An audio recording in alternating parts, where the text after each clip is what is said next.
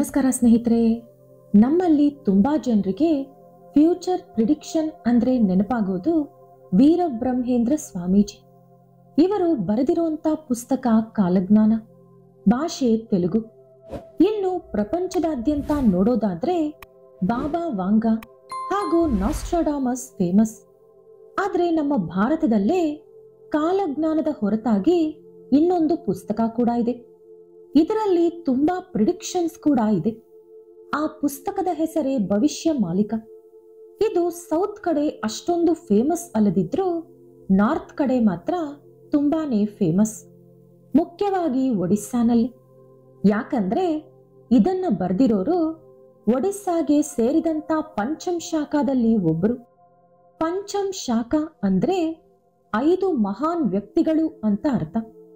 ಇವರಲ್ಲಿ ಹೆಚ್ಚಾಗಿ ಕೇಳಿಸುವಂತ ಹೆಸರು ಮಹಾಪುರುಷ್ ಅಚ್ಯುತಾನಂದ ದಾಸ್.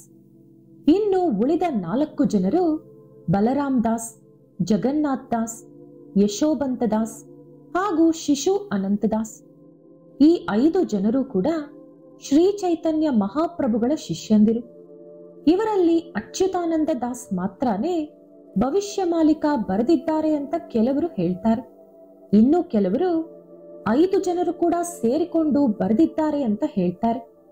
ಹಾಗೆ ಇವರು ಪೂರಿ ಜಗನ್ನಾಥನ ಆಶೀರ್ವಾದದಿಂದ ಬರೆದಿದ್ದಾರೆ ಅಂತ ಕೂಡ ಹೇಳ್ತಾರೆ. ಹಾಗೆ ತುಂಬಾ ಜನರು ಭವಿಷ್ಯ ಪುರಾಣ ಮತ್ತು ಭವಿಷ್ಯ ಮಾಲಿಕ ಎರಡೂ ಕೂಡ ಒಂದೇ ಅಂದ್ಕೋತಾರೆ. ಆದ್ರೆ ಇದೆರಡೂ ಕೂಡ ಬೇರೆ ಬೇರೆ. ಭವಿಷ್ಯ ಪುರಾಣ ಬಂದು ವ್ಯಾಸ ಮಹರ್ಷಿ ಬರೆದಿರುವಂತ 18 ಮಹಾಪುರಾಣಗಳಲ್ಲಿ ಒಂದು. ಇದರಲ್ಲಿ 4 ಪರ್ವಗಳಿರುತ್ತವೆ. ಮೊದಲನೆಯದು ಬ್ರಹ್ಮಪರ್ವ. ಇದರಲ್ಲಿ ಸೃಷ್ಟಿಯ ಬಗ್ಗೆ, ಋಷಿಗಳು ಮತ್ತು ದೇವರುಗಳ ಬಗ್ಗೆ ಇರುತ್ತದೆ. ಎರಡನೆಯದು ಮಧ್ಯಮ ಪರ್ವ. ಇದರಲ್ಲಿ ವಂಶಾವಳಿಯ ಬಗ್ಗೆ ಇರುತ್ತದೆ. ಮೂರನೆಯದು ಪ್ರತಿಸರ್ಗ ಪರ್ವ. ಇದರಲ್ಲಿ ವಿವಾದಾತ್ಮಕ ವಿಷಯಗಳು ಮತ್ತು ಭವಿಷ್ಯವಾಣಿಗಳ ಬಗ್ಗೆ ಇದೆ. ನಾಲ್ಕನೆಯದು ಉತ್ತರ ಪರ್ವ. ಇದರಲ್ಲಿ ಧರ್ಮಗಳ ಬಗ್ಗೆ, ಪತ್ರಗಳು ಹಾಗೂ ಕರ್ಮಗಳ ಬಗ್ಗೆ, ಇನ್ನೂ ಕೆಲವು ಇತರೆ ವಿಷಯಗಳ ಬಗ್ಗೆ ಇರುತ್ತದೆ. ಇನ್ನು ವ್ಯಾಸ ಮಹರ್ಷಿ ಇದನ್ನು ಸಂಸ್ಕೃತ ಭಾಷೆಯಲ್ಲಿ ಬರೆದಿದ್ದಾರೆ. ಆದರೆ ಭವಿಷ್ಯ ಮಾಲಿಕ ಬರೆದಿರುವುದು ಅಚ್ಯುತಾನಂದ ದಾಸ್. ಇದು ಒಡಿಯಾ ಭಾಷೆಯಲ್ಲಿ ಇರುತ್ತದೆ. ಜೊತೆಗೆ ಅವರು ಇದನ್ನು ತಾಳೆ ಎಲೆಗಳ ಮೇಲೆ ಬರೆದಿದ್ದಾರೆ. ಇನ್ನು ದೇವಸ್ಥಾನದ ದಾಖಲೆಗಳ ಪ್ರಕಾರ ನೋಡಿದರೂ ಇದನ್ನು ಜಗನ್ನಾಥ ಸ್ವಾಮಿಯ ಭವಿಷ್ಯವಾಣಿ ಅಂತ ಹೇಳುತ್ತೆ. ಅಂದ್ರೆ ಇದನ್ನು ಬರೆದಿರುವುದು ಅಚ್ಯುತಾನಂದ ದಾಸ್ ಆಗಿದ್ದರೂ ಕೂಡ ಬರೆಸಿರುವುದು ಮಾತ್ರ ಜಗನ್ನಾಥ ಸ್ವಾಮಿ ಅಂತ ಅವರ ಅರ್ಥ. ಹಾಗೆ ಭವಿಷ್ಯ ಮಾಲಿಕೆಯ ಬಿಗಿನಿಂಗ್ ಪೇಜ್ ನಲ್ಲೂ ಕೂಡ ಇದನ್ನ ಮೆನ್ಷನ್ ಮಾಡಿದ್ದಾರೆ. ಬರೆದಿರುವುದು ಬರೆಸಿರುವುದು ಎಲ್ಲವೂ ಆ ಜಗನ್ನಾಥನೇ ಎಂದು. ಇದನ್ನು ಒಟ್ಟು 1,85,000 ತಾಳೆ ಎಲೆಗಳ ಮೇಲೆ ಬರೆಯಲಾಗಿದೆ. ಇದು ಅವರು ಬರೆದಿರುವಂತ ಇಸವಿಯಿಂದ ಅಂದ್ರೆ 17ನೇ ಶತಮಾನದಿಂದ ಕಲಿಯುಗಾಂತ್ಯ ಹಾಗೂ ಸತ್ಯಯುಗದವರೆಗೂ ಮಾತ್ರ ಇದರಲ್ಲಿದೆ. ನಿಜ ಹೇಳಬೇಕು ಅಂದ್ರೆ ಮೊದಲು ಇದು ಅಷ್ಟೊಂದು ಫೇಮಸ್ ಕೂಡ ಆಗಿರ್ಲಿಲ್ಲ. ಯಾಕಂದ್ರೆ ಇದನ್ನ ಯಾಕೆ ಬರೆದಿದ್ದಾರೆ ಅಂತ ಕೂಡ ಯಾರಿಗೂ ಗೊತ್ತಿರ್ಲಿಲ್ಲ. ಆದ್ರೆ ಯಾವಾಗ ಇದರಲ್ಲಿ ಇರುವಂತ ವಿಷಯಗಳು ನಡೆಯೋಕೆ ಶುರುವಾಯ್ತೋ ಆಗಲೇ ಜನರು ಇದ್ರ ಬಗ್ಗೆ ಮಾತನಾಡೋಕೆ ಶುರು ಮಾಡಿದ್ರು. ಅದರಲ್ಲೂ ಇದು ಅಂತ್ಯದ ಬಗ್ಗೆ ಹೇಳುತ್ತೆ. ಅಂದ್ರೆ ಯುಗಾಂತ್ಯ ಹೇಗಾಗುತ್ತದೆ, ಈ ಪ್ರಕ್ರಿಯೆಯಲ್ಲಿ ಎಷ್ಟೊಂದು ದೌರ್ಜನ್ಯಗಳು ನಡೆಯುತ್ತದೆ, ಹಾಗೆ ಪ್ರಪಂಚ ಯಾವ ರೀತಿ ಬದಲಾಗುತ್ತದೆ ಎಂದು ಹೇಳುವ ಭವಿಷ್ಯವಾಣಿ ಇದು. ಇದರಲ್ಲಿ ಹೇಳಿರುವಂತ ವಿಷಯಗಳು ನಡೆಯೋಕೆ ಶುರುವಾದ ಮೇಲೆ ಈ ಪುಸ್ತಕ ತುಂಬಾನೇ ಫೇಮಸ್ ಆಯ್ತು. 19ನೇ ಶತಮಾನದವರೆಗೂ ಕೂಡ ಈ ಪುಸ್ತಕ ಕೇವಲ ಒಡೆಯವರೆಗೂ ಮಾತ್ರ ಸೀಮಿತವಾಗಿತ್ತು. ಭವಿಷ್ಯವಾಣಿಯಲ್ಲಿ ಬಿಳಿ ಚರ್ಮದವರು ಬಂದು ನಮ್ಮನ್ನು ಆಳುತ್ತಾರೆ ಎಂದು ಬರೆದಿದ್ದಾರೆ. ಅದೇ ರೀತಿ ಬ್ರಿಟಿಷರು ಭಾರತವನ್ನು ಆಕ್ರಮಿಸಿಕೊಂಡಿದ್ದರು. ನಮಗೆ ಸ್ವಾತಂತ್ರ್ಯ ಬಂದ ಮೇಲೆ ಈ ಪುಸ್ತಕದಲ್ಲಿ ಅದಾಗಲೇ ಬರೆದಿರುವಂತ ಈ ವಿಷಯ ನೋಡಿದ ಮೇಲೆ ಈ ಪುಸ್ತಕ ಸ್ವಲ್ಪ ಹೆಸರುವಾಸಿಯಾಯಿತು. ಅಷ್ಟೇ ಅಲ್ಲದೆ ಇದರಲ್ಲಿ India's division, freedom movement and Pakistan creation ಬಗ್ಗೆ ಕೂಡ ಬರೆದಿದ್ದಾರೆ.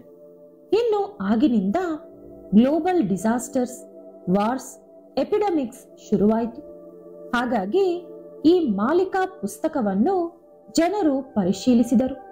ಹಾಗೆ ಈ ಪುಸ್ತಕ ಮುಖ್ಯವಾಗಿ ಪ್ರಿಡಿಕ್ಟ್ ಮಾಡಿರುವುದರಲ್ಲಿ ಮೊದಲನೆಯದು ನಮ್ಮ ಕಲಿಯುಗದಲ್ಲಿ ಧರ್ಮ ಹೇಗಿರುತ್ತದೆ ಎಂದು. ನಮ್ಮ ಪುರಾಣಗಳಲ್ಲಾದರೆ ನಮ್ಮ ಕಲಿಯುಗದಲ್ಲಿ ಧರ್ಮ ಒಂಟಿ ಕಾಲಿನ ಮೇಲೆ ಕುಂಟುತ್ತಾ ನಡೆಯುತ್ತದೆ ಎಂದು ಬರೆಯಲಾಗಿದೆ. ಭವಿಷ್ಯ ಮಾಲಿಕೆಯಲ್ಲಿ ಬರೆದಿರೋ ಪ್ರಕಾರ ಜನರು ದೇವರನ್ನು ನಂಬುವುದು ಪೂರ್ತಿಯಾಗಿ ಬಿಟ್ಟು ಬಿಡುತ್ತಾರೆ. ಅದರಿಂದಾನೇ ಮನುಷ್ಯರು ಇಷ್ಟ ಬಂದಂತೆ ನಡೆದುಕೊಳ್ಳುತ್ತಾರೆ. ದೊಡ್ಡವರು ಗುರುಗಳನ್ನು ಅಗೌರವದಿಂದ ಕಾಣುತ್ತಾರೆ. ಕಳ್ಳ ಗುರುಗಳು ಬಂದು ಜನರನ್ನು ಮೋಸ ಮಾಡುತ್ತಾರೆ ಅಂತ ಬರೆದಿದ್ದಾರೆ. ಇದೆಲ್ಲ ಕೂಡ ಯಾರು ಬೇಕಾದ್ರೂ ಹೇಳ್ಬೋದು ಅನ್ಕೊಳ್ಳೋಣ. ಆದ್ರೆ ಈ ಪುಸ್ತಕ ಅಷ್ಟಕ್ಕೆ ನಿಲ್ಲಿಸದೆ ಫ್ಯಾಮಿಲಿಗಳಲ್ಲಿ ನಡೆಯುವಂತ ವಿಷಯಗಳ ಬಗ್ಗೆ ಕೂಡ ಹೇಳಿದೆ. ಅಂದ್ರೆ ಸಂಬಂಧಗಳಿಗೆ ಬೆಲೆ ಕೊಡದೆ ಅಕ್ರಮ ಸಂಬಂಧ ಇಟ್ಟುಕೊಳ್ಳುತ್ತಾರೆ.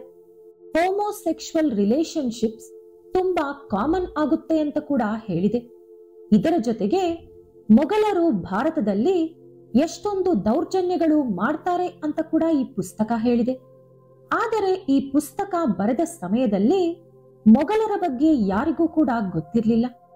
ಅದರ ನಂತರ ಬಿಳಿ ಚರ್ಮದವರು ಭಾರತಕ್ಕೆ ಬಂದು ಭಾರತೀಯರನ್ನು ಸೇವಕರಂತೆ ಬಳಸಿಕೊಳ್ಳುತ್ತಾರೆ ಅಂತ ಕೂಡ ಈ ಪುಸ್ತಕದಲ್ಲಿ ಬರೆದಿದ್ದಾರೆ. ಅಷ್ಟೇ ಅಲ್ಲದೆ ಬ್ರಿಟಿಷರು ಯಾವಾಗ ತನಕ ಭಾರತದಲ್ಲಿ ಇರುತ್ತಾರೆ, ಯಾವಾಗ ಭಾರತವನ್ನು ಬಿಟ್ಟು ಹೋಗುತ್ತಾರೆ ಅಂತ ಕೂಡ ಈ ಪುಸ್ತಕದಲ್ಲಿ ಬರೆದಿದ್ದಾರೆ. ಭವಿಷ್ಯ ಮಾಲಿಕೆಯಲ್ಲಿ ಇರೋ ಪ್ರಕಾರ ಯಾವಾಗ ಬ್ರಿಟಿಷರು ಕೋಟೆಯೊಳಗೆ ದೇವಸ್ಥಾನವನ್ನು ನಿರ್ಮಿಸುತ್ತಾರೋ ಅಂದಿನಿಂದ ಬ್ರಿಟಿಷರ ಪತನ ಶುರುವಾಗುತ್ತದೆ ಎಂದು. ಇದರಲ್ಲಿ ಸ್ವಲ್ಪ ಕನ್ಫ್ಯೂಷನ್ ಇದೆ. ಯಾಕಂದ್ರೆ ಇಲ್ಲಿ ಕೋಟೆಯೊಳಗೆ ದೇವಸ್ಥಾನ ಕಟ್ಟುವುದು ಅಂದ್ರೆ ಪೂರಿ ಒಳಗಡೆ ಬ್ರಿಟಿಷರು ಎಂಟ್ರಿ ಆಗೋದು ಅಂತ ಕೆಲವರು ಹೇಳ್ತಾರೆ. ಅಂದ್ರೆ ಎಕ್ಸಾಕ್ಟ್ ಆಗಿ ಒಡಿಯಾ ಫ್ರೇಸಿಂಗ್ ನಲ್ಲಿ ಇದೊಂದು ಡಿಬೇಟ್ ಅಷ್ಟೆ. ಯಾಕಂದ್ರೆ ಎರಡು ಸಿಮಿಲರ್ ಆಗಿ ಇರುತ್ತದಂತೆ. ಸೊ ತುಂಬಾ ಜನ ಸ್ಕಾಲರ್ಸ್ ಹೇಳಿರೋ ಪ್ರಕಾರ ಯಾವಾಗ ಬ್ರಿಟಿಷರು ಪೂರಿ ಒಳಗಡೆ ಕಾಲಿಡುತ್ತಾರೋ ಅಂದಿನಿಂದಲೇ ಅವರ ಪತನ ಶುರುವಾಗುತ್ತದೆ ಎಂಬುದೇ ಇದರ ಅರ್ಥ ಅಂತ. ಇದರ ನಂತರ ನಮ್ಮ ಫ್ರೀಡಂ ಫೈಟ್ ಬಗ್ಗೆ ಕೂಡ ಈ ಪುಸ್ತಕ ಹೇಳಿದೆ. ಅದರ ಜೊತೆ ಈ ಪುಸ್ತಕದಲ್ಲಿ ಕೆಲವು ಮಹಾನ್ ವ್ಯಕ್ತಿಗಳು ಬರುತ್ತಾರೆ, ಅವರು ನಮಗೆ ಸ್ವಾತಂತ್ರ್ಯ ಕೊಡಿಸುತ್ತಾರೆ ಅಂತ ಕೂಡ ಬರೆದಿದ್ದಾರೆ. ಹಾಗೆ ನಮಗೆ ಸ್ವಾತಂತ್ರ್ಯ ಬಂದ ಮೇಲೆ ದೇಶ ಎರಡು ಭಾಗವಾಗುತ್ತದೆ ಎಂದು ಕೂಡ ಬರೆದಿದ್ದಾರೆ. 1947ರಲ್ಲಿ ಭಾರತ ಮತ್ತು ಪಾಕಿಸ್ತಾನ್ ಬೇರಾಯಿತು. ಹಾಗೆ ಶ್ರೀಲಂಕಾ ಮತ್ತು ಬರ್ಮಾ ನಮ್ಮ ದೇಶದಲ್ಲಿ ಸೇರಿಕೊಳ್ಳುವುದಿಲ್ಲ ಎಂದು ಕೂಡ ಈ ಪುಸ್ತಕ ಹೇಳಿದೆ. ಹಾಗೆ ಈ ಪುಸ್ತಕದಲ್ಲಿ ಎರಡು ಪ್ರಪಂಚ ಯುದ್ಧಗಳ ಬಗ್ಗೆ ಹಾಗೆ ಮುಂದೆ ನಡೆಯಲಿರುವಂತ ಮೂರನೇ ಪ್ರಪಂಚ ಯುದ್ಧದ ಬಗ್ಗೆ ಕೂಡ ಬರೆದಿದ್ದಾರೆ. ಆದ್ರೆ ಮೂರನೇ ಪ್ರಪಂಚ ಯುದ್ಧ ಯಾವ ರೀತಿ ನಡೆಯುತ್ತದೆ ಎಂದು ಕೊನೆಯಲ್ಲಿ ಹೇಳ್ತೀನಿ. ಹಾಗೆ ಭವಿಷ್ಯ ಮಾಲಿಕೆಯ ಪ್ರಕಾರ 2025ರಲ್ಲಿ ಏನು ನಡೆಯುತ್ತೆ ಅಂತ ಕೂಡ ಕೊನೆಯಲ್ಲಿ ಹೇಳ್ತೀನಿ. ಆದ್ರೆ ನಿಮ್ಮೆಲ್ಲರ ಹತ್ರ ನನ್ನದೊಂದು ಚಿಕ್ಕ ರಿಕ್ವೆಸ್ಟ್ ಇದೆ. ವಿಡಿಯೋ ನೋಡ್ತಿದ್ದೀರಾ, ಆದ್ರೆ ಲೈಕ್ ಮಾಡ್ತಿಲ್ಲ, ಸಬ್ಸ್ಕ್ರೈಬ್ ಕೂಡ ಆಗ್ತಿಲ್ಲ. ನೀವು ಲೈಕ್ ಮಾಡಿದ್ರೆ ಹೆಚ್ಚು ಜನರಿಗೆ ವಿಡಿಯೋ ರೀಚ್ ಆಗುತ್ತೆ. ಹಾಗೆ ಸಬ್ಸ್ಕ್ರೈಬರ್ಸ್ ಕೂಡ ಬೆಳೀತಾರೆ. ಇದರಿಂದ ಹೊಸ ಹೊಸ ವಿಡಿಯೋಸ್ ಮಾಡೋ ಇಂಟ್ರೆಸ್ಟ್ ಕೂಡ ನಮ್ಗೆ ಬರುತ್ತೆ. ಹಾಗಾಗಿ ಸ್ನೇಹಿತರೆ, ದಯವಿಟ್ಟು ವಿಡಿಯೋನ ಲೈಕ್ ಮಾಡಿ ಹಾಗೆ ಚಾನೆಲ್ ಅನ್ನ ಸಬ್ಸ್ಕ್ರೈಬ್ ಮಾಡ್ಕೊಳ್ಳಿ. ಈಗ ಮೊದಲು ನಾವು ಪ್ರಪಂಚ ಯುದ್ಧಗಳ ಬಗ್ಗೆ ನೋಡೋಣ. ಭವಿಷ್ಯ ಮಾಲಿಕೆಯಲ್ಲಿ ಬರೆದಿರೋ ಪ್ರಕಾರ ಪ್ರಪಂಚ ಎರಡು ಮಹಾಯುದ್ಧಗಳನ್ನು ನೋಡುತ್ತದೆ. ಆ ಮಹಾಯುದ್ಧಗಳಲ್ಲಿ ಪ್ರಪಂಚವೆಲ್ಲ ಒಟ್ಟುಗೂಡಿ ಹೋರಾಡುತ್ತದೆ ಅಂತ ಬರೆದಿದ್ದಾರೆ. ಇದರಲ್ಲಿ ಬರೆದಿರೋ ಪ್ರಕಾರ first world war and second world war ನಲ್ಲಿ ಎಲ್ಲಾ ದೇಶಗಳು ಕೂಡ ಪಾರ್ಟಿಸಿಪೇಟ್ ಮಾಡಿತ್ತು. ಹಾಗೆ ಯುದ್ಧಗಳು ಯಾವಾಗ ನಡೆಯುತ್ತೆ ಅಂತ ಕೂಡ ಪ್ಲಾನೆಟರಿ ಮೂವ್ಮೆಂಟ್ಸ್ ಪ್ರಕಾರ ಹೇಳಿದ್ದಾರೆ. ಭವಿಷ್ಯ ಮಾಲಿಕೆಯ ಪ್ರಕಾರ ಯಾವಾಗ ಶನಿಗ್ರಹ ಮೇಷರಾಶಿಯಲ್ಲಿ ಎಂಟ್ರಿ ಆಗುತ್ತೋ ಆಗ ಮಹಾಯುದ್ಧ ಶುರುವಾಗುತ್ತದೆ ಅಂತ ಬರೆಯಲಾಗಿದೆ. ಪ್ರಪಂಚ ನ್ಯೂಕ್ಲಿಯರ್ ಎಂಬ ಮಾಸ್ ಡಿಸ್ಟ್ರಕ್ಷನ್ ಆಯುಧವನ್ನು ನೋಡುತ್ತದೆ ಎಂದು ಕೂಡ ಈ ಪುಸ್ತಕದಲ್ಲಿ ಬರೆದಿದ್ದಾರೆ. ಹಾಗೆ ಈ ಭವಿಷ್ಯ ಮಾಲಿಕೆಯಲ್ಲಿ ಟೆಕ್ನಾಲಜಿ ಅಡ್ವಾನ್ಸ್ಮೆಂಟ್ ಬಗ್ಗೆ ಕೂಡ ತುಂಬಾ ಕ್ಲಿಯರ್ ಆಗಿ ಬರೆಯಲಾಗಿದೆ. ಟಿವಿ, ಮೊಬೈಲ್, ಇಂಟರ್ನೆಟ್ ಬಗ್ಗೆ ಕೂಡ ಭವಿಷ್ಯ ಮಾಲಿಕೆಯಲ್ಲಿ ಬರೆದಿದ್ದಾರೆ. ಇದನ್ನ ಕ್ಲಿಯರ್ ಆಗಿ ಹೇಳದೇ ಇದ್ರೂ ಜನರು ಮನೆಯಲ್ಲಿ ಕುಳಿತುಕೊಂಡು ಕೆಲವು ತಂತ್ರಗಳ ಸಹಾಯದಿಂದ ಎಲ್ಲವನ್ನೂ ನೋಡ್ತಾರೆ ಅಂತ ಬರ್ದಿದ್ದಾರೆ. ಹಾರುವ ಯಂತ್ರಗಳು ಬರುತ್ತದೆ ಅಂತ ಬರ್ದಿದ್ದಾರೆ. ಮೆಟಲ್ನಿಂದ ತಯಾರಿಸಿದಂತ ಕೆಲವು ಯಂತ್ರಗಳು ಕುದುರೆ ಇಲ್ಲದೆ ಚಲಿಸುತ್ತದೆ ಅಂತ ಕೂಡ ಈ ಪುಸ್ತಕದಲ್ಲಿ ಬರ್ದಿದ್ದಾರೆ. ಇದನ್ನ ನಾವು ಬೈಕು, ಬಸ್ಸು, ಕಾರು ಮುಂತಾದ ವೆಹಿಕಲ್ಸ್ ಅಂತ ಅಂದ್ಕೊಳ್ಳೋಣ. ಇದನ್ನೆಲ್ಲ ಕೂಡ 1700ನೇ ಇಸವಿಯಲ್ಲಿ ಹೇಳಿದ್ದಾರೆ ಅಂದ್ರೆ ನೀವೇ ಅರ್ಥ ಮಾಡ್ಕೊಳ್ಳಿ. ಎಲ್ಲಾ ಕಾಲಜ್ಞಾನ ಹೇಳಿರುವಂತ ಪುಸ್ತಕಗಳಲ್ಲೂ ಆಲ್ಮೋಸ್ಟ್ ಈ ವಿಷಯಗಳು ಇದ್ರೂ ಕೂಡ ಕೇವಲ ಭವಿಷ್ಯವಾಣಿಯಲ್ಲಿ ಮಾತ್ರನೇ ಇಷ್ಟೊಂದು ಡೀಟೇಲ್ ಆಗಿ ಬರ್ದಿರೋದು. ಈ ಪುಸ್ತಕದಲ್ಲಿ 5 ವರ್ಷದ ಹುಡುಗಿ ತಾಯಿ ಆಗ್ತಾಳೆ ಅಂತ ಕೂಡ ಬರ್ದಿದ್ದಾರೆ. 19th ಸೆಂಚುರಿಯಲ್ಲಿ 5 ವರ್ಷದ 7 ತಿಂಗಳ ಹೆಣ್ಣು ಮಗುವೊಂದು ಗಂಡು ಮಗುವಿಗೆ ಜನ್ಮ ಕೊಟ್ಟಿದೆ. ಇದು ನೀವು youngest mother in the history ಅಂತ ಹುಡುಕಿದ್ರೆ ಗೂಗಲ್ ಅಲ್ಲಿ ಸಿಗುತ್ತೆ. ಆ ಹುಡುಗಿ ಹೆಸರು ಲೀನಾ ಮೆಡಿನಾ. ಪೆರು ದೇಶಕ್ಕೆ ಸೇರಿದಂತ ಆ ಹುಡುಗಿ 1933ರಲ್ಲಿ ಜನಿಸಿದ್ದಾಳೆ. 1939ನೇ ಇಸವಿಯಲ್ಲಿ ಒಂದು ಗಂಡು ಮಗುವಿಗೆ ಜನ್ಮ ಕೂಡ ಕೊಟ್ಟಿದ್ದಾಳೆ. ಆ ಹುಡುಗಿ ಬರೀ 8 ತಿಂಗಳ ವಯಸ್ಸಿನಲ್ಲೇ ಮೆಚೂರ್ ಆಗಿದ್ದಾಳೆ. ಇಲ್ಲೂ ಕೂಡ ಭವಿಷ್ಯ ಮಾಲಿಕೆ ಹೇಳಿರೋದೇ ನಿಜ ಆಗಿದೆ. ಹಾಗೆ ಮನಿ ಅಂಡ್ ಎಕನಾಮಿ ಬಗ್ಗೆ ಕೂಡ ಭವಿಷ್ಯ ಮಾಲಿಕೆ ಹೇಳಿದೆ. ಭವಿಷ್ಯತ್ತಿನಲ್ಲಿ ಸಡನ್ ಆಗಿ ದುಡ್ಡು ಅದರ ಬೆಲೆ ಕಳೆದುಕೊಳ್ಳುತ್ತದೆ ಅಂತ ಪುಸ್ತಕದಲ್ಲಿ ಹೇಳಿದ್ದಾರೆ. ನಮ್ಮ ಕರೆನ್ಸಿಗೆ ಯಾವಾಗ ಬೆಲೆ ಹೆಚ್ಚಾಗುತ್ತೋ ಕಡಿಮೆ ಆಗುತ್ತೋ ಅಂತ ಯಾರಿಗೂ ಕೂಡ ಗೊತ್ತಿಲ್ಲ. ಹಾಗೆ 2016ರಲ್ಲಿ ಡಿಮಾನಿಟೈಸೇಷನ್ ನಡೆದಿದೆ. ಆಗ ನಮ್ಮ ಹಣ ಇದ್ದಕ್ಕಿದ್ದಂತೆ ಅದರ ವ್ಯಾಲ್ಯೂನ ಕಳ್ಕೊಂಡಿತ್ತು. ಮುಖ್ಯವಾಗಿ 1000 ರೂಪಾಯಿ, 500 ರೂಪಾಯಿ ನೋಟ್ಗಳು.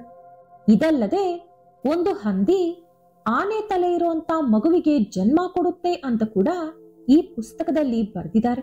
ಇದಲ್ಲದೆ ಅನಿಮಲ್ಸ್ ಕ್ರಾಸ್ ಬ್ರೀಡಿಂಗ್ ನಡೆಯುತ್ತೆ ಅಂತ ಕೂಡ ಇದರಲ್ಲಿದೆ. ಒಂದು ಶ್ಲೋಕದಲ್ಲಿ ಒಂದು ವಿಚಿತ್ರವಾದ ಸಾಂಕ್ರಾಮಿಕ ರೋಗ ಇಡೀ ಜಗತ್ತನ್ನು ನಾಶ ಮಾಡುತ್ತೆ ಅಂತ ಕೂಡ ಬರೆದಿದ್ದಾರೆ. ಸಾಂಕ್ರಾಮಿಕ ರೋಗ ಅಂದ್ರೆ ತುಂಬಾನೇ ಬಂದಿದೆ. ಪ್ಲೇಗ್, ಕಾಲರಾ, ಕೋವಿಡ್ ಮುಂತಾದವು. ಗ್ರಹಗಳು ವಿಷಪೂರಿತವಾಗುತ್ತದೆ ಅಂತ ಬರೆದಿದ್ದಾರೆ. ಅಂದ್ರೆ ಕಾಯಿಲೆಗಳು ಗಾಳಿಯಿಂದ ಹರಡುತ್ತದೆ ಅಂತ ಅರ್ಥ.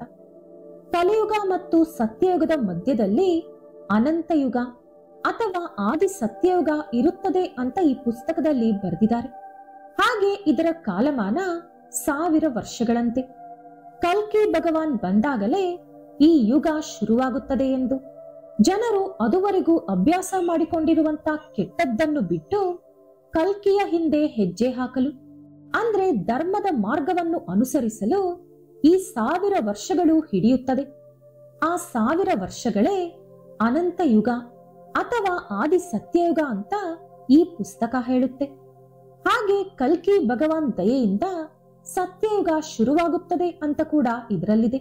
ಭವಿಷ್ಯ ಮಾಲಿಕೆಯ ಪ್ರಕಾರ ಕಲಿಯುಗ ಕೇವಲ 5000 ವರ್ಷಗಳಿಗೆ ಮುಗಿಯುತ್ತದೆ. ನಮ್ಮ ಪುರಾಣಗಳು ಹೇಳೋ ಪ್ರಕಾರ ಕಲಿಯುಗದ ಕಾಲಮಾನ 4,32,000 ವರ್ಷಗಳು.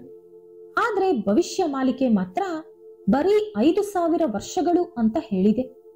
ಹಾಗಾಗಿ ಈಗ ನಾವು 2025ರಲ್ಲಿ ಭವಿಷ್ಯ ಮಾಲಿಕೆಯ ಪ್ರಕಾರ ಏನಾಗುತ್ತೆ ಅಂತ ನೋಡೋಣ. ಭವಿಷ್ಯ ಮಾಲಿಕೆಯ ಪ್ರಕಾರ ಶನಿಗ್ರಹ ಮೀನ ರಾಶಿಯೊಳಗೆ ಪ್ರವೇಶಿಸಿದಾಗ 3ನೇ ಪ್ರಪಂಚ ಯುದ್ಧ ಶುರುವಾಗುತ್ತೆ. ಈ ಸಮಯದಲ್ಲಿ ಚೀನಾ ದೇಶದ ಕಾರಣದಿಂದ 3ನೇ ಪ್ರಪಂಚ ಯುದ್ಧ ಶುರುವಾಗುತ್ತೆ. ಇದೇ ತಿಂಗಳ 5ನೇ ತಾರೀಕು ಆಲ್ರೆಡಿ ಶನಿಗ್ರಹ ಮೀನ ರಾಶಿಯೊಳಗೆ ಬಂದಾಯ್ತು. ಭವಿಷ್ಯ ಮಾಲಿಕೆಯ ಪ್ರಕಾರ ಈಗಿನಿಂದ 5000 ಇಸವಿಯ ಒಳಗಡೆ ಯುದ್ಧ ಯಾವಾಗ ಬೇಕಾದರೂ ಶುರುವಾಗಬಹುದು. ಆ ರೀತಿ ಯುದ್ಧ ಶುರುವಾದ ಸಂದರ್ಭದಲ್ಲಿ 13 ಮುಸ್ಲಿಂ ರಾಜ್ಯಗಳು ಚೀನಾ ಜೊತೆ ಸೇರಿಕೊಂಡು ನಮ್ಮ ವಿರುದ್ಧ ಯುದ್ಧ ಮಾಡುತ್ತದಂತೆ. ಹಾಗೆ ಅವರಿಗೆ ಅಮೆರಿಕ ಕೂಡ ಸಹಾಯ ಮಾಡುತ್ತದಂತೆ. ಇನ್ನು ಈ ಯುದ್ಧದಲ್ಲಿ ನಮಗೆ ಅಂದ್ರೆ ಭಾರತಕ್ಕೆ ಬೆಂಬಲವಾಗಿ ರಷ್ಯಾ, ಫ್ರಾನ್ಸ್, ಜರ್ಮನಿ, ಜಪಾನ್ ಮುಂತಾದ ದೇಶಗಳು ಸೇರಿಕೊಳ್ಳುತ್ತದಂತೆ. ಹಾಗೆ ದೇಶದ ಹೆಸರುಗಳು ಇದರಲ್ಲಿ ಮೆನ್ಷನ್ ಮಾಡಿಲ್ಲ, ಆದ್ರೆ ಲೊಕೇಶನ್ ಮಾತ್ರ ಹೇಳಿದ್ದಾರೆ. ಆ ಲೊಕೇಶನ್ಗಳಲ್ಲಿ ಸದ್ಯಕ್ಕೆ ಇರುವಂತಹ ದೇಶಗಳಿವು. ಆ ಯುದ್ಧದ ಸಮಯದಲ್ಲಿ 2 ಸೂರ್ಯ ಕಾಣುತ್ತದಂತೆ. ಇದರ ಅರ್ಥ ನ್ಯೂಕ್ಲಿಯರ್ ವೆಪನ್ ಬಳಕೆ ಆಗಿರ್ಬೋದು ಅಥವಾ ಕಾಮೆಟ್ ಆಗಿರ್ಬೋದು. ಹಾಗೆ ಆ ಯುದ್ಧ ಅನ್ನೋದು ಬರೋಬ್ಬರಿ 6 ವರ್ಷ 6 ತಿಂಗಳ ಕಾಲ ನಡೆಯುತ್ತದಂತೆ. ಆ ಯುದ್ಧದ ಕಾರಣದಿಂದ ಯುರೋಪ್ ಮತ್ತು ನಾರ್ತ್ ಅಮೆರಿಕಾ ತುಂಬಾ ಮಟ್ಟಿಗೆ ನಾಶಗೊಂಡು ಜನರು ವಾಸ ಮಾಡೋಕ್ಕೂ ಕೂಡ ಯೋಗ್ಯವಿಲ್ಲದಂತೆ ಆಗುತ್ತದಂತೆ. ಆ ಯುದ್ಧದ ಕಾರಣದಿಂದ ಗಾಳಿ ವಿಷವಾಗಿ ಬದಲಾಗುತ್ತದಂತೆ. ಇನ್ನು ಪ್ರಪಂಚದಲ್ಲಿ ಕೇವಲ 1/4 ಭಾಗದಷ್ಟು ಜನಸಂಖ್ಯೆ ಮಾತ್ರ ಉಳಿದಿರುತ್ತದಂತೆ. ಆದರೆ ದೇವರ ಬೆಂಬಲದಿಂದ ಭಾರತ ಯುದ್ಧದಲ್ಲಿ ಗೆಲ್ಲುತ್ತದೆ ಎಂದು ಭವಿಷ್ಯ ಮಾಲಿಕೆ ಹೇಳಿದೆ. ಅದರ ನಂತರ ಕಲಿಯುಗ ಮುಗಿದು ಸತ್ಯಯುಗಕ್ಕೆ ಮೊದಲ ಹೆಜ್ಜೆ ಬೀಳುತ್ತದಂತೆ. ಇಲ್ಲಿ ದೇವರ ಬೆಂಬಲದಿಂದ ಯುದ್ಧ ಗೆಲ್ಲುತ್ತದೆ ಅಂತ ಹೇಳಿದೆ ಅಲ್ವಾ, ಅಂದ್ರೆ ಕಲ್ಕಿ ಬರ್ತಾರೆ ಅಂತ ಅರ್ಥ. ಭವಿಷ್ಯ ಮಾಲಿಕೆಯ ಪ್ರಕಾರ ಪೂರಿ ಜಗನ್ನಾಥನ ದೇವಸ್ಥಾನದಿಂದ ಮಹಾವಿಷ್ಣು ಭೂಮಿಗೆ ಪ್ರವೇಶಿಸುತ್ತಾರೆ. ಶಂಬಾಲ ನಗರದಲ್ಲಿ ಮನುಷ್ಯನಾಗಿ ಜನಿಸುತ್ತಾರೆ. ಇನ್ನು ಕಲ್ಕಿ ಪುರಾಣದಲ್ಲಿ ಯಾವ ರೀತಿ ಕಲ್ಕಿ ಅವತಾರದ ಬಗ್ಗೆ ಹೇಳಲಾಗಿದೆಯೋ ಇಲ್ಲೂ ಕೂಡ ಅದೇ ರೀತಿ ಬರೆದಿದ್ದಾರೆ. ಭಾರತ ಯುದ್ಧದಲ್ಲಿ ಗೆಲ್ಲುವುದಕ್ಕೆ ಇವರೇ ಸಹಾಯ ಮಾಡ್ತಾರೆ ಅಂತ ಭವಿಷ್ಯ ಮಾಲಿಕೆ ಹೇಳಿದೆ. ಆದ್ರೆ ಕಲ್ಕಿ ಈಗಾಗಲೇ ಹುಟ್ಟಿದ್ರೆ ಯಾವುದೋ ಒಂದು ರೀತಿಯಲ್ಲಿ ನಮಗೆ ಗೊತ್ತಾಗ್ತಾ ಇತ್ತು. ಭವಿಷ್ಯ ಮಾಲಿಕೆಯಲ್ಲಿ ಎಲ್ಲೂ ಕೂಡ ವರ್ಷಗಳು ಮೆನ್ಷನ್ ಮಾಡಿಲ್ಲ. ಶನಿಗ್ರಹ ಮೀನಾ ರಾಶಿಯೊಳಗೆ ಪ್ರವೇಶಿಸಿದಾಗ 3ನೇ ಪ್ರಪಂಚ ಯುದ್ಧ ನಡೆಯುತ್ತೆ ಅಂತ ಮಾತ್ರ ಬರೆದಿದ್ದಾರೆ. ಇದು 30 ವರ್ಷಗಳಿಗೆ ಒಂದು ಸಲ ನಡೆಯುತ್ತೆ. ಶನಿಗ್ರಹ ಸೂರ್ಯದೇವರ ಸುತ್ತ ಸುತ್ತೋಕೆ 29 ವರ್ಷಗಳು ಬೇಕಾಗುತ್ತೆ. ಸದ್ಯಕ್ಕೆ ಮೀನಾ ರಾಶಿಯೊಳಗೆ ಶನಿಗ್ರಹ ಇದೆ. ಹಾಗಾಗಿ ಯುದ್ಧ ಈಗ ನಡೆಯಬಹುದು, ಅಥವಾ 30 ವರ್ಷಗಳ ನಂತರ ಶನಿಗ್ರಹ ಮತ್ತೆ ಮೀನಾ ರಾಶಿಯೊಳಗೆ ಬಂದಾಗ ನಡೆಯಬಹುದು, ಅಥವಾ ಇನ್ನೊಂದು 30 ವರ್ಷಗಳ ನಂತರ ಕೂಡ ನಡೆಯಬಹುದು. ಈ ರೀತಿ 5000 ಇಸವಿಯ ಒಳಗೆ ಯಾವಾಗ ಬೇಕಾದ್ರೂ 3ನೇ ಪ್ರಪಂಚ ಯುದ್ಧ ನಡೆಯಬಹುದು. ಆದ್ರೆ ಭವಿಷ್ಯ ಮಾಲಿಕೆ ಈಗ ಸದ್ಯಕ್ಕೆ ಫೇಮಸ್ ಆಗೋಕೆ ಕಾರಣ ಏನಪ್ಪಾ ಅಂದ್ರೆ, ಈಗ ಶನಿಗ್ರಹ ಮೀನಾ ರಾಶಿಯೊಳಗೆ ಬಂದಿದೆ. ಮೀನಾ ರಾಶಿ ಉತ್ತರ ಭಾದ್ರ ನಕ್ಷತ್ರದ ಒಳಗೆ ಶನಿಗ್ರಹ ಪ್ರವೇಶಿಸಿದ 2ನೇ ದಿನವೇ ನಾವು ಪಾಕಿಸ್ತಾನ್ ವಿರುದ್ಧ ಯುದ್ಧ ಮಾಡಿರೋದು. ಹಾಗಾಗಿ ಇದೇ ಯುದ್ಧ ಅಂತ ತುಂಬಾ ಜನ ಹೇಳ್ತಾ ಇದ್ದಾರೆ. ಕೆಲವರಾದ್ರೆ ಈಗಿನಿಂದ ಯುದ್ಧದ ತಯಾರಿ ಶುರುವಾಗುತ್ತೆ, ಎಲ್ಲಾ ದೇಶಗಳು ಕೂಡ ಶಕ್ತಿಯುತವಾಗಿ ಬದಲಾಗುತ್ತೆ, ಆಗ ಅಸಲಿ ಯುದ್ಧ ಶುರುವಾಗುತ್ತೆ ಅಂತ ಹೇಳ್ತಾ ಇದ್ದಾರೆ. ಇದಲ್ಲದೆ ಭವಿಷ್ಯ ಮಾಲಿಕೆ ಹೇಳೋ ಪ್ರಕಾರ 2022ರಿಂದ 27ರ ಮಧ್ಯದಲ್ಲಿ ತುಂಬಾನೇ ನ್ಯಾಚುರಲ್ ಡಿಸಾಸ್ಟರ್ಸ್ ನಡೆಯುತ್ತಂತೆ. ಮುಖ್ಯವಾಗಿ ಭೂಕಂಪಗಳು, tsunami, cyclone, flood, climate extreme ಇದೆಲ್ಲ ಕೂಡ ಸಹಜವಾಗಿ ಆಗಾಗ ನಡೆಯುತ್ತಾ ಇರುತ್ತಂತೆ. ಪೂರಿ ಜಗನ್ನಾಥನ ದೇವಸ್ಥಾನದ 22 ಸ್ಟೆಪ್ಸ್ ವರೆಗೂ ನೀರು ತುಂಬಿ ಹೋಗುತ್ತೆ. ಹಾಗಾಗಿ ಪೂರಿಯಲ್ಲಿರುವಂತಹ ಜಗನ್ನಾಥನ ವಿಗ್ರಹಗಳನ್ನು ಬೇರೆಡೆಗೆ ಶಿಫ್ಟ್ ಮಾಡಲಾಗುತ್ತೆ ಅಂತ ಕೂಡ ಭವಿಷ್ಯ ಮಾಲಿಕೆ ಹೇಳಿದೆ. ಇದೇ ಸಮಯದಲ್ಲಿ ಒಂದು ಸೆಲೆಸ್ಟಿಯಲ್ ಆಬ್ಜೆಕ್ಟ್ ಬೇ ಆಫ್ ಬೆಂಗಾಲ್ನಲ್ಲಿ ಬೀಳುತ್ತೆ ಅಂತ ಕೂಡ ಈ ಪುಸ್ತಕದಲ್ಲಿ ಬರೆದಿದ್ದಾರೆ. ಈ ಪುಸ್ತಕದಲ್ಲಿ ಹೇಳಿರೋ ಪ್ರಕಾರ ತುಂಬಾ ವಿಷಯಗಳು ಈಗಾಗಲೇ ನಡೆದಿದೆ. ಆದ್ರೂ ಕೂಡ ಅನೇಕ ವಿದ್ವಾಂಸಕರು ಈ ಪುಸ್ತಕವನ್ನ ಗಂಭೀರವಾಗಿ ತಗೊಳ್ಳಲ್ಲ. ಯಾಕಂದ್ರೆ ಈ ಭವಿಷ್ಯ ಮಾಲಿಕೆ ಮೊದಮೊದಲು ಬರೆದಿದ್ದು ತಾಳೆ ಎಲೆಗಳ ಮೇಲೆ. ಆದ್ರೆ ಆ ಎಲೆಗಳು ಹಾಳಾಯ್ತು ಅಂತ ಅದನ್ನ ಬುಕ್ಸ್ಗೆ ಕನ್ವರ್ಟ್ ಮಾಡಲಾಯ್ತು. ಆಗ ಕೆಲವು ಬದಲಾವಣೆಗಳು ಮಾಡಿರ್ಬೋದು. ಹಾಗೆ ಇದನ್ನ ಆಗಾಗ ಬೇರೆ ಬೇರೆ ಬುಕ್ಸ್ ನಲ್ಲಿ ಬರೀತಾ ಇರೋದ್ರಿಂದ ಜನರು ತಮಗೆ ಇಷ್ಟ ಬಂದ ವಿಷಯವನ್ನು ಅಥವಾ ತೋಚಿದ್ದನ್ನು ಬರೆಯೋ ಅವಕಾಶ ಇದೆ ಅಂತ ವಿದ್ವಾಂಸಕರು ಹೇಳ್ತಾ ಇದ್ದಾರೆ. ಯಾಕಂದ್ರೆ ಒರಿಜಿನಲ್ ಮಿಸ್ ಆದ್ಮೇಲೆ ಡೂಪ್ಲಿಕೇಟ್ ನಲ್ಲಿ ಏನು ಬೇಕಾದ್ರೂ ಮಾಡ್ಬೋದಲ್ವಾ. ಹಾಗೆ ಬೇರೆ ಪುರಾಣಗಳು ಗ್ರಂಥಗಳ ತರ ಭವಿಷ್ಯ ಮಾಲಿಕೆಯಲ್ಲಿ ಅಧ್ಯಾಯ ಅಥವಾ ಚಾಪ್ಟರ್ಗಳು ಇಲ್ಲ. ಕಂಟಿನ್ಯೂಸ್ ಆಗಿ ಶ್ಲೋಕಗಳು ಮಾತ್ರ ಇರುತ್ತೆ. ಶ್ಲೋಕಗಳು ಸರಿಯಾಗಿ ಕಂಟಿನ್ಯೂ ಆಗಿ ಇರದ ಕಾರಣ ಮತ್ತೆ ಮತ್ತೆ ಈ ಪುಸ್ತಕ ಬರೆದಿರೋರು ಎಲ್ಲಿ ಬೇಕಾದ್ರೂ ಹೊಸ ಹೊಸ ಶ್ಲೋಕಗಳನ್ನ ಸೇರಿಸ್ಕೊಂಡಿರ್ಬೋದು. ಹಾಗೆ ಅವರು ಶ್ಲೋಕಗಳನ್ನ ಬದಲಾಯಿಸಿರ್ಬೋದು ಅಂತ ವಿದ್ವಾಂಸಕರು ಹೇಳ್ತಾರೆ. ಸ್ನೇಹಿತರೆ, ನಿಮಗೆ ಏನ್ ಅನ್ನಿಸ್ತಾ ಇದೆ? ಇದು ನಿಜ ಆಗುತ್ತೆ ಅಂತೀರಾ? ಅಂದ್ರೆ ಯುದ್ಧ ಅನ್ನೋದು ಈಗ ಸದ್ಯಕ್ಕೆ 2028ರವರೆಗೂ ನಮ್ಮ ಮೀನ ರಾಶಿಯಲ್ಲಿ ಶನಿಗ್ರಹ ಇರುತ್ತೆ. ಇದರೊಳಗಡೆ ಯುದ್ಧ ನಡೆಯುತ್ತೆ ಅಂತೀರಾ? ನಿಮ್ಮ ಅನಿಸಿಕೆಯನ್ನ ಕಮೆಂಟ್ ನಲ್ಲಿ ತಿಳಿಸ್ಕೊಡಿ. ಈ ವಿಡಿಯೋ ನಿಮಗೆ ಇಷ್ಟ ಆದ್ರೆ ಲೈಕ್ ಮಾಡಿ, ಶೇರ್ ಮಾಡಿ. ಇಂತಹ ಹೆಚ್ಚಿನ ಉತ್ತಮ ಮಾಹಿತಿಗಳಿಗಾಗಿ ತಪ್ಪದೇ ನಮ್ಮ ಚಾನೆಲ್ ಅನ್ನು ಸಬ್ಸ್ಕ್ರೈಬ್ ಮಾಡ್ಕೊಳ್ಳಿ. ನಾಳೆ ಮತ್ತೊಂದು ವಿಡಿಯೋದೊಂದಿಗೆ ಪುನಃ ಭೇಟಿಯಾಗೋಣ. ಧನ್ಯವಾದಗಳು.